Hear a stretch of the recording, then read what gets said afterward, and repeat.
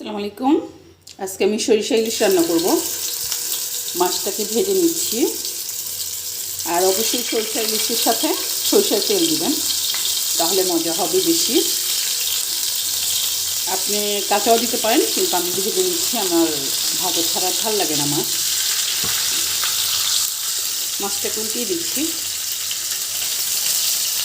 এক সাইড ভাজা হলে আরেক সাইড উল্টিয়ে দেবেন। হালকা ভাজিয়ে দেবেন, বেশি ভাজা লাগবে না। একটু মাছটা ভাজা হয়ে গেছে। এখন আমি এই তেলেই রান্নাটা বসিয়ে দেবো।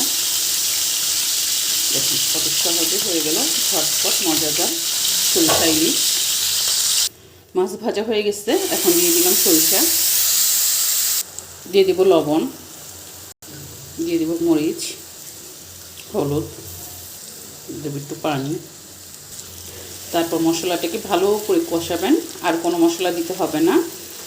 সরিষা ইলিশ এভাবেই রান্না করবেন। বেশি মশলা দিলে সরিষার স্বাদটা পাবেন না। অরিজিনাল যদি সরিষা ইলিশ খেতে চান এভাবে করে রান্না করবেন। একেবারেই সময় অল্প, ঝটপট। ভিডিওটা ভালো লাগলে অবশ্যই একটা লাইক কমেন্ট শেয়ার করবেন। ইউটিউব চ্যানেলটাকে সাবস্ক্রাইব করবেন, পেজটাকে ফলো করবেন। আমি সরিষাটাকে ব্লেন্ডার করে নিচ্ছি, আপনি পাটায়ও বেটে নিতে পারেন, যেভাবে ভালো লাগে। সাথে কাঁচামরিচ আর একটা পেঁয়াজ দিয়েছি, বেশি দিইনি। তরকারিটা কষানো হয়ে গেছে। দিয়ে দেবো মাছগুলো, দিয়ে দেবো একটু পানি।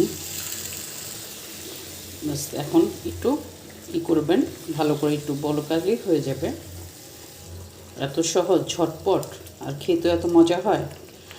এভাবে সরিষা ইলিশটা রান্না করবেন। আর ভিডিওটা ভালো লাগলে অবশ্যই একটা লাইক কমেন্ট শেয়ার করবেন। ইউটিউব চ্যানেলটাকে সাবস্ক্রাইব করবেন, পেজটাকে ফলো করবেন।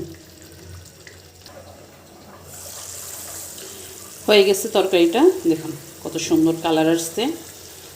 একেবারে মাখা মাখা করবেন, পানি রাখবেন না। তো শেষ করছি। আল্লাহ হাফিজ।